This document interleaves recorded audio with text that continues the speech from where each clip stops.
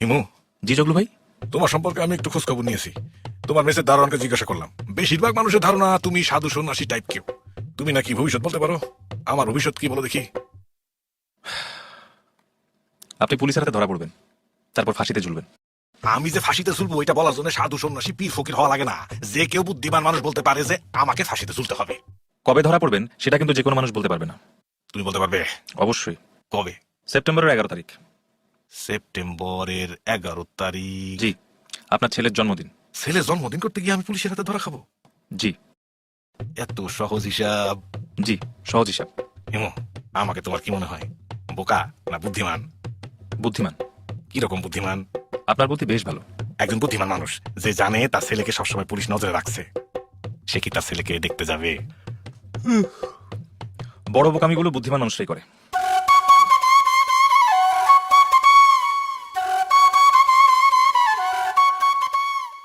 বুদ্ধি ও চেতনা সম্পর্কে বাবা বলতেন, তোমাকে বাস করিতে হইবে অনেকের মধ্যে, লক্ষ্য রাখিও সেই অনেকের কেউই যেন তোমাকে কখনো চালাক বা বুদ্ধিমান মনে না করে। মহাপুরুষরা চালাক হন না, বুদ্ধিমান হন না, আবার তারা বোকাও হন না। পৃথিবীর এই অনিত্য জগতে বুদ্ধির স্থান নাই। বুদ্ধি দ্বারা এই জগৎ বুঝবার চেষ্টা করিবে না, চেতনা দ্বারা বুঝবার চেষ্টা করিবে। বুদ্ধি চেতনাকে নষ্ট করে।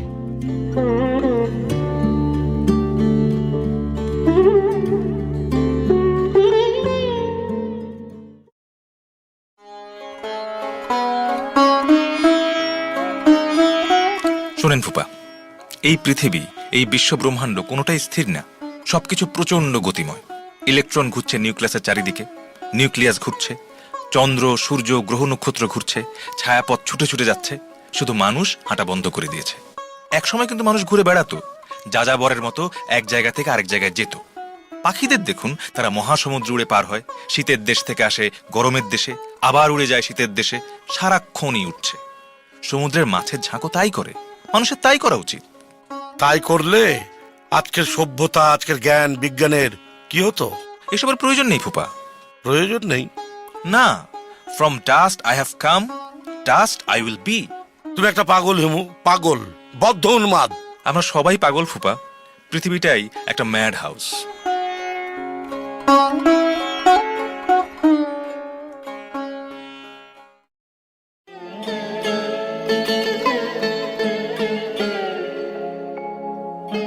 আমার মাথার ভেতর জটিল গবেষণামূলক আলোচনা আসি করছে।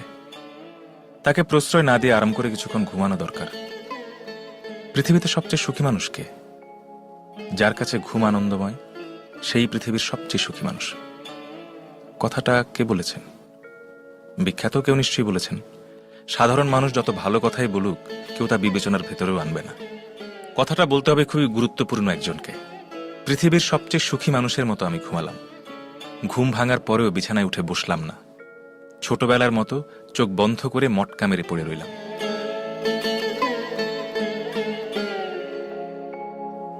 আমার বাবা মহাপুরুষ গড়ার কারিগর। তার উপদেশমালায় অনেক কথাবার্তা লিখে গেছেন। সেখানে উচ্চাসা বিষয়ে তিনি বলেছেন, শোন হিমু, কোন রকম উচ্চাসা রাখবি না। টাকা পয়সা করতে হবে, বড় হতে হবে, এসব নিয়ে মোটেও ভাববি না। সমস্ত কষ্টের মূলে আছে আমাদের উচ্চাসা। আমার উচ্চাসা ছিল বলে প্রথম দিকে খুবই কষ্ট পেয়েছি।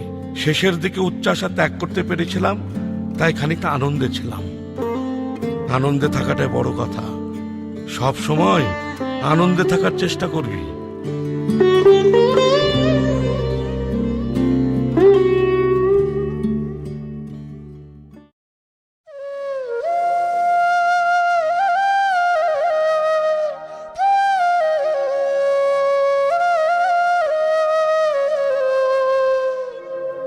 এক ধরনের গাঢ় বিষাদ বোধ করছি। এই ধরনের বিষাদ হঠাৎ হঠাৎ আমাকে আক্রমণ করে এবং প্রায় সময় তা দীর্ঘস্থায়ী হয়। মহাপুরুষদের কি এমন হয়? তারাও কি মাঝে মাঝে বিষাদগ্রস্ত হন? হয়তো হন, হয়তো হন না। কোনো একজন মহাপুরুষের সঙ্গে দেখা হলে জিজ্ঞেস করতাম, আমাদের কথাবার্তা তখন কেমন হতো? মনে মনে আমি কথোপকথনের মহড়া দিলাম। বৎস, তুমি কি জানতে চাও? অনেক কিছু জানতে চাই। আপনি কি সব প্রশ্নের উত্তর জানেন? আমি কোনো প্রশ্নেরই উত্তর জানি না। তাহলে শুরুতে কেন বললেন বৎস তুমি কি জানতে চাও? আমি প্রশ্নের উত্তর জানি না, কিন্তু প্রশ্ন শুনতে ভালোবাসি। তুমি প্রশ্ন করো। বিষাদ কি? আমি জানি না। আপনি কি কখনো বিষাদগ্রস্ত হন? বিষাদ কি তাই আমি জানি না। কাজেই বিষাদগ্রস্ত হই কি হই না তা কি করে বলি? তুমি আরো প্রশ্ন করো। তোমার প্রশ্ন শুনে বড়ই আনন্দ বোধ হচ্ছে। আনন্দ কি? বৎস, আনন্দ কি তা আমি জানি না। আপনি জানেন এমন কিছু কি আছে? না, আমি কিছুই জানি না। বৎস, তুমি প্রশ্ন করো। আমার প্রশ্ন করার কিছুই নেই, আপনি বিদেয় হন। চলে যেতে বলছো? অবশ্যই বেটা, তুই ভাগ। তুমি কি আমাকে অপমান করার চেষ্টা করছো? হ্যাঁ। তাতে লাভ হবে না বৎস। তুমি বোধহয় জানো না আমাদের মান অপমান বোধ নেই।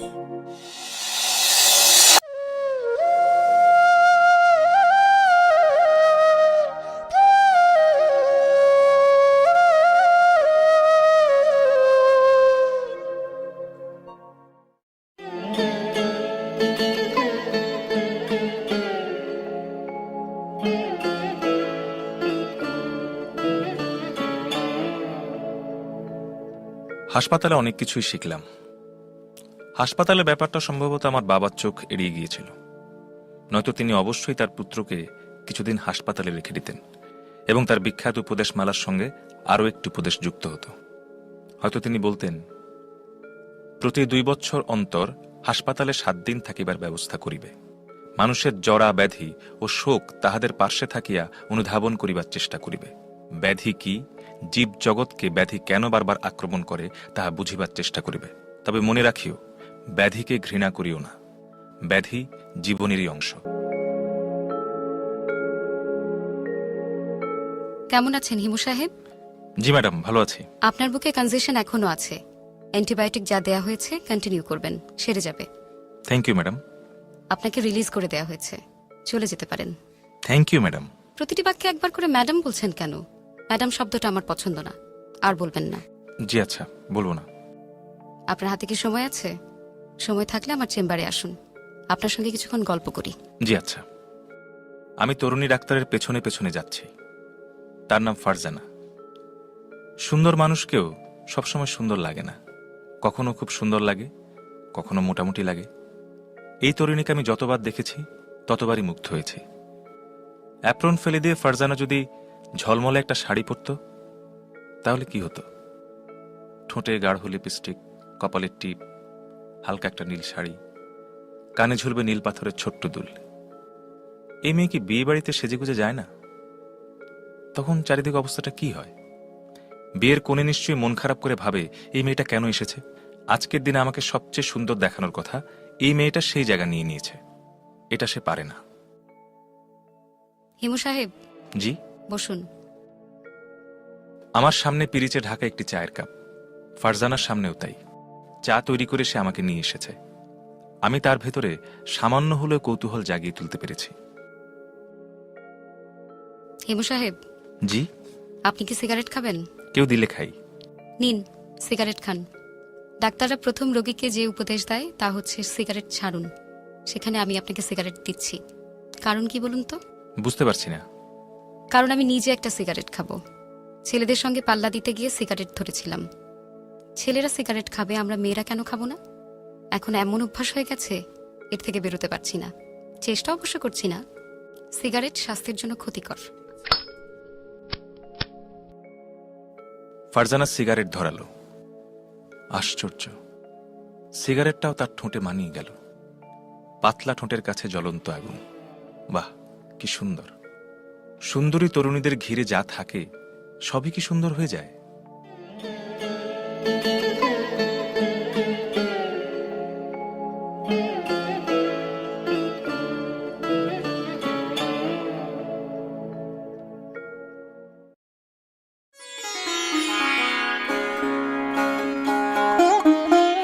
পল্টু স্যার বলেছেন, অন্যের কিডনি শরীর নিয়ে বাঁচার তিনি কোনোই কারণ দেখছেন না।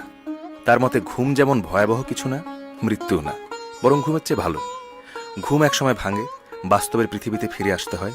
গরম, ঘাম, পেটে ব্যথা, ক্ষুধা, বাথরুম নামক অসুবিধায় বাস করতে হয়। মৃত্যুতে এই সমস্যা নেই।